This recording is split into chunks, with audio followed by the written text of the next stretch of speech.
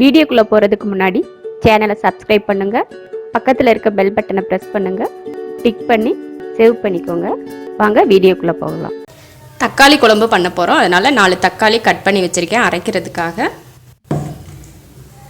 சின்ன வெங்காயம் ஒரு கையளவு எடுத்து உரித்து வச்சுருக்கேன். அதே போல் பூண்டு ஒரு 10 பல், பெரிய வெங்காயம் 1 கட் பண்ணியிருக்கேன், கருவேப்பிலை, தேங்காய் கொஞ்சம் அரைக்கிறதுக்கு. இது சாம்பார் தூள். சாம்பார் தூள் போட்டால் தான் நல்லாயிருக்கும், அதனால் 2 ஸ்பூன் சாம்பார் தூள் எடுத்திருக்கேன். இப்போது தக்காளியை அரைச்சிட்டு நம்ம குழம்பு தாளித்து விடலாம். எண்ணெய் காஞ்சிருச்சு.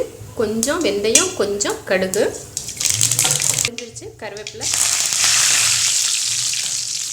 வெங்காயம்,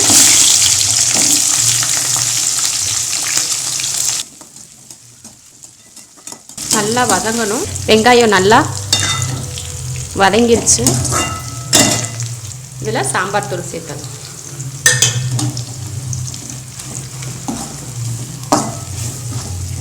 தக்காளியை ஊற்றிடலாம்.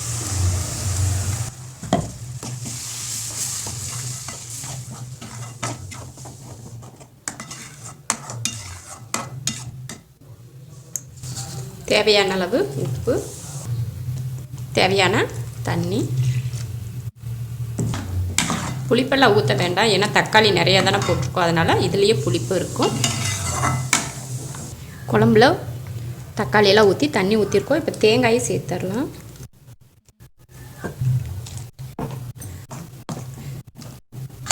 தேங்காய் ஊற்றியாச்சு. குழம்புக்கு தேவையான எல்லாம் சேர்த்தாச்சு. இப்போது ஒரு 3 நிமிஷத்துக்கு நல்லா கொதிக்க வச்சுட்டு பச்சை வடையெல்லாம் போனதுக்கப்புறம் குழம்பு ஆஃப் பண்ணிக்கலாம். இப்போ நல்லா மூடி வச்சிடலாம். குழம்பு ரெடி ஆயிடுச்சு.